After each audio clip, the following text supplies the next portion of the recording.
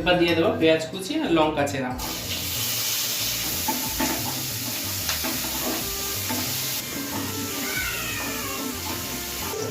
একটু নুন দিয়ে দেবো। এবার পেঁয়াজটাকে ভালো করে ভেজে নেব।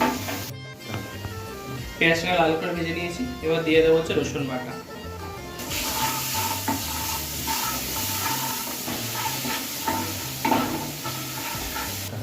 এবার দিয়ে দেবো হচ্ছে হলুদ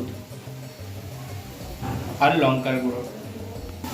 ভালো করে কষিয়ে নেব।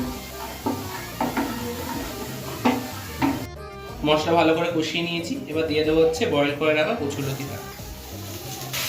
কচুলতিটা মশলার সাথে ভালো করে কষিয়ে নেব।